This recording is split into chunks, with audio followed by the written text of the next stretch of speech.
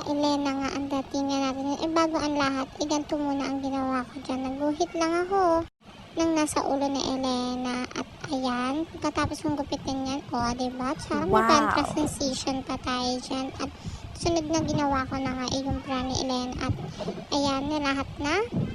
At ayan na rin yung belt niya. At pagkatapos yan, gumawa na rin pala ako ng short ni Elena.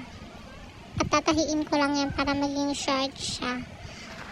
At wala na palang sukat-sukat yan. Basta sitahin na lang tayo. At yan, pagkatapos ko matahi yung mga gilid-gilid niya, tinignan ko kung nai-stretch na rin siya. At ayun na yung magiging itsura niya. Diba? At lalagyan natin siya ng parang balabal sa likod ni Elena. At yun, yung parang gano'n ni Elena. Ayan, gagawa na tayo niya. At lalagay din natin siya short. At ayan. At hindi ko na pala na-video yung kasunod niya na paglagay ko ng kaek-ekan sa gitna niya.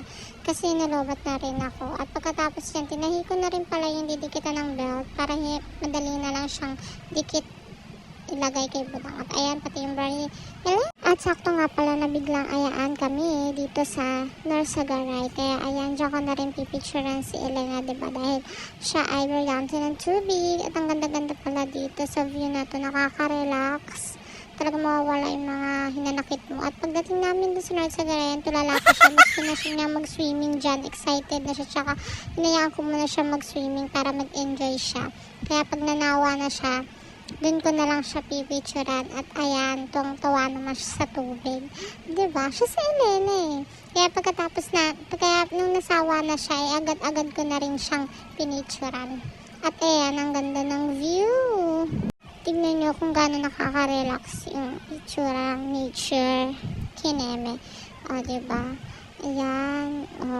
Ang ganda-ganda dyan. Nakaka-relax siya kahit medyo malumot.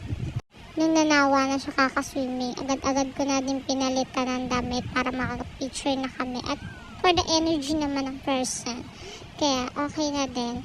At ayun na nga, sa kakamadali namin, nakalimutan ko yung wig niya dahil kulang tuloy yung outfit niya. Pero ito yung mga picture niya.